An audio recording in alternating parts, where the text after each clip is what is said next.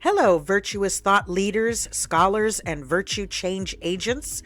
My name is Dr. Lisa Marie Portugal, and I am the Leadership Architect. I'd like to welcome you today to another talk that I have prepared for you and in service to you and your goals. This talk is called Principle-Centered Leadership in a Globalized Marketplace, and it comes out of one of my many books called A Culture of Excellence, Virtuous Leadership Principles for Organizational Success, a Management System.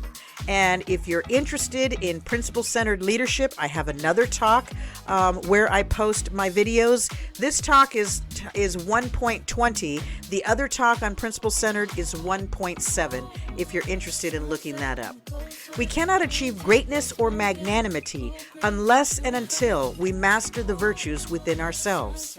Reaching greatness or magnanimity is about virtue building within ourselves, our families, communities, and others.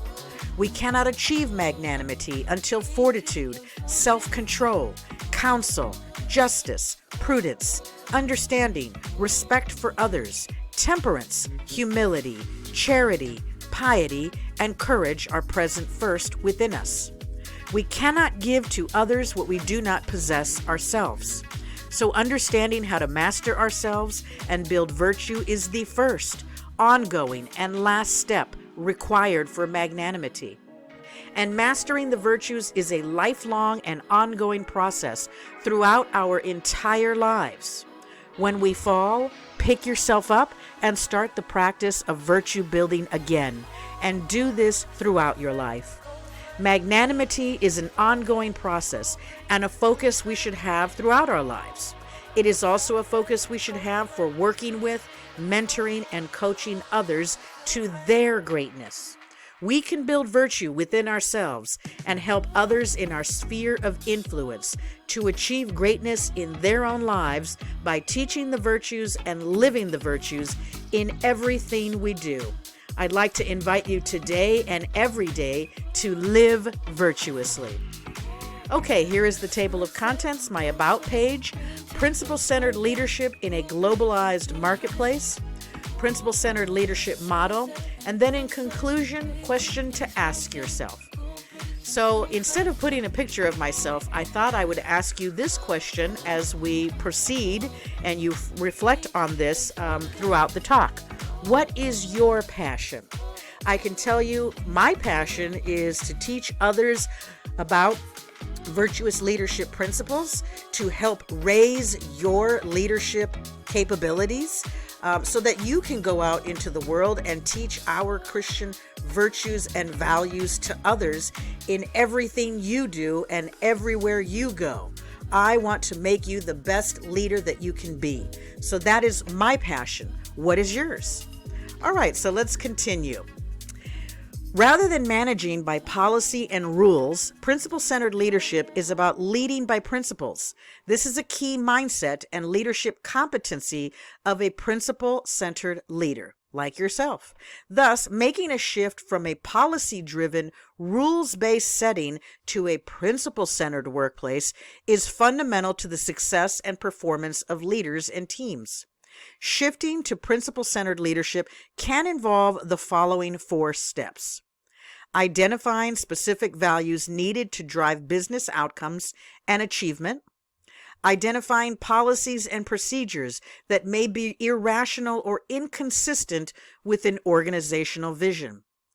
Empowering individuals to achieve an organizational vision by developing principles. And then applying the principles. And principle-centered leadership comes from a gentleman called Mr. Covey. You can take a look at some of his books. He's done a lot of work out there for quite a long time, and this leadership style may interest you. All right, so let's move on. Here's the principle-centered leadership model. This graphic represents a principle-centered leadership model, and we're going to take a look at some of those ideas here. The managerial level empowerment at the top. Of course, let's see. We start at 1. Let's go to 1 where it's in the center, the character box. Integrity, maturity, abundance mentality, right? So we want to possess all of these virtues, and that's part of our virtue building within ourselves. Then we move to 2, skills. What are our skills? Communication, planning and organization, synergistic problem solving. So people are going to want to follow you as a leader if you can be a problem solver for whatever organization you're in, for your family, for your neighborhood, for our culture and society, our nation, and our world. So that is my purpose, to build your leadership capacities so we can fix our world, right? And spread our Christian values and virtues. Now we go to number 3. It's a win-win agreement. Number 4 on the right, self-supervision. We want to help people to self-supervise themselves. By helping them virtue build, they'll be better people and they'll be able to perform at higher levels. We've got a little graphic there underneath number 4. It says control, plan, and do, right? And then number 5, further on the left, it's accountability. We want everyone to be accountable. We want all of our people, as well as ourselves, to perform at an excellent level, which is why I titled my book that way, A Culture of Excellence, because that's what I would like to see in the world, wouldn't you?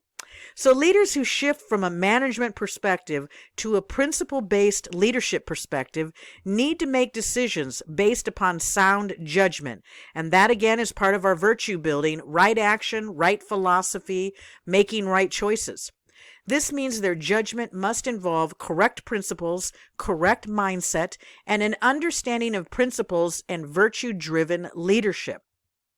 Principle-centered leaders have the ability to evaluate an entire situation and work with team members to choose and apply appropriate decisions for specific circumstances. So another virtue that I talk about all the time is that we have to have the talent and the skill to really assess people and situations without having a lens on. So these types of leaders focus on standards and principles that have been well thought out for a long time. Okay, so let's move on to the next slide. Principle-centered leadership model. In addition, having specific principles allows leaders the flexibility to choose a reasoned approach for each situation while still maintaining the sound principles. Principle-centered leaders do not rush to create new rules each time followers make mistakes. The focus is not on creating policies, standards, and rules regarding what not to do, but rather expressing what virtuous principles should be upheld because it is the right thing to do. Isn't that a great statement? As individuals begin to self-manage based upon principles rather than a long list of rules, an organization can realize cost effectiveness, create a high morale, great place to work, and enhance brand reputation. So we want to help others find their purpose wherever we are. If we're working based upon virtue principles, people can work within their own paradigm as far as their purpose rather than feeling beat down by rules. Does that make sense? I know I don't like rules, but I do love excellence and producing excellence in my work. So virtue for me is the way to go. So I'm going to have a question for you at the end of this talk, and you can think more deeply about how you might manage with a principle-centered leadership model and a virtuous leadership model. In a rules-based setting, managers can refer to the rule book and tell others what to do. This can make managing individuals easier in the short term rather than thinking through the impact of a decision that may negatively affect long-term situations. Leading by rules rather than principles can lead to weaker managers reverting to statements such as, "I would do it differently if it were left to me, but I'm required to follow the rules," unquote. Strikingly, weak leaders tend to prefer rules-based environments, and so do underperforming teams. For example, leaders, managers, and staffers can hide behind rules with a mindset that touts, quote, "I am merely following the policy," unquote. One advantage of a rules-based environment is that it does assure that decisions are consistent regardless of circumstance or context. Yet, a disadvantage to rules-based workplace is that it may not always be the best choice to make when a variety of circumstances arise. All right, let's move on to more about the model. In addition, this can prevent organizations from being agile and flexible when needed.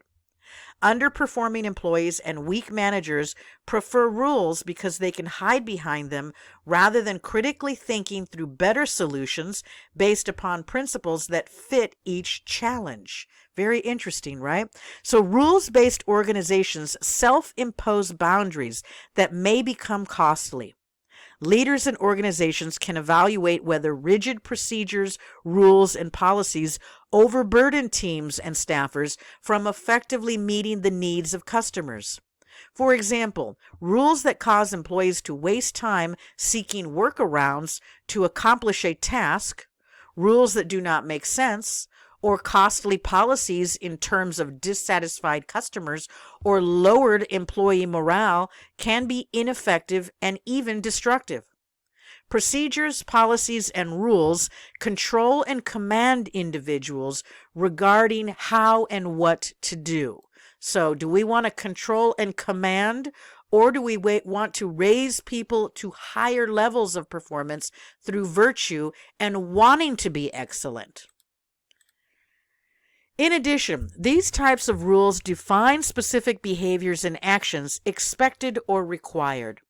However, a principle-centered leadership model can provide a framework for empowering individuals to make better choices that more perfectly suit each situation or challenge.